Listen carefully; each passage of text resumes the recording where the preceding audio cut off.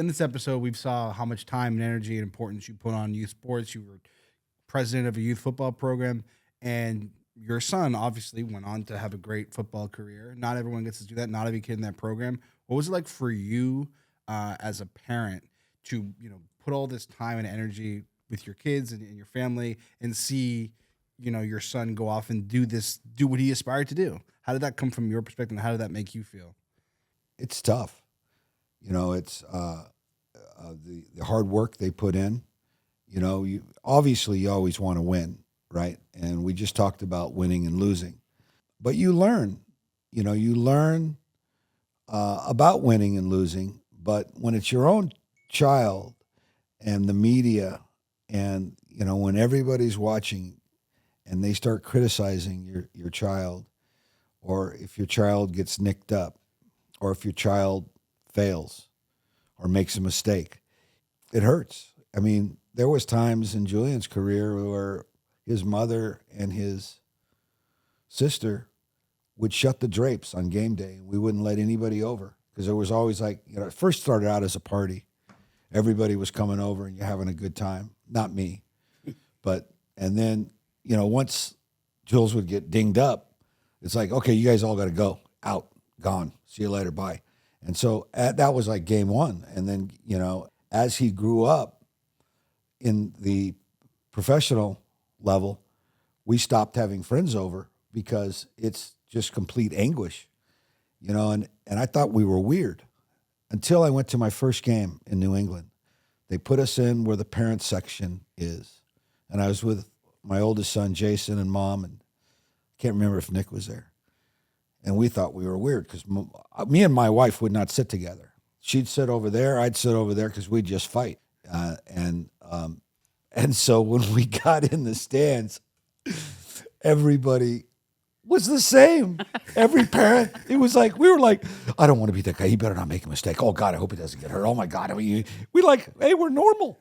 Every parent thinks the same way. And if you don't have a kid playing pro ball, you just don't know. And shut up. Shame on you. Mom and dad, brother and sister, family members, they go, it is hard. And it's heartbreaking and it's jubilation. I was fortunate. We won 3 Super Bowls. We played with Brady, Gronk, all those guys. I mean, it's more than you can imagine. And then, Jules turning his career into what it was. Unbelievable. Any leftover questions, Jack? Man, based on that one, picking up where Frank left off there, Frank, I've seen the BTS footage here, so I have a little bit of an idea. But to piggyback off that last point, what was that feeling like running down from the stands, down through the tunnel at Mercedes-Benz Stadium there in Atlanta, once you had just found out Jules won MVP, and you're running out onto after he ran into Urban Meyer. I did. I ran into Urban Meyer. I was running down. I think I was hobbling. Did I have my hip done after that? Yeah, I think my hip was messed up. I couldn't barely walk, let alone run. And we were running down, and I was always an Urban Meyer fan. I really liked him when he was at Bowling Green because we were in the MAC, and that kind of, He didn't recruit me. No, I get it. But, the ultimate Mac Daddy. He asked me to come. He asked me to come talk to the team. I go, why would I come talk to your Ohio State team? I didn't go to Ohio State. We went to Kent State. Baby. Yeah, I went to Kent State, bro. You had 5 racks of Ohio State, 1 little spot for Cleveland, and there was 1 jersey over there at Kent State. I always remember that going to Cleveland.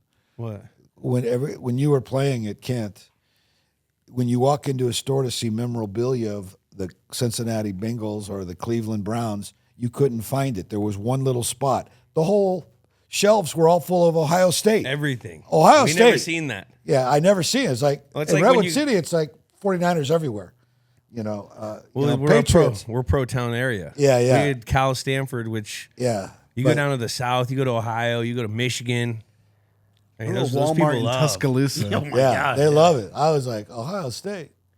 So when down in the bowels of the stadium, getting on the field, Super Bowl 53. Urban Meyer going Yeah, down. we were driving by. I go, Urban. You're feeling. Yeah, I was running down, and I go, Urban Meyer, how you doing? I'm Edelman's dad. And he goes, oh, great player. You know, we shook hands. That's the only way you can get in with these guys. If I pop, Jules' name, and then they're always cool.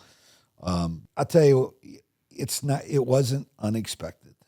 Jules has always, I know I'm his dad, and I've been heckling you about all this stuff, but the truth is he always seemed to come through in the biggest moments and the biggest games.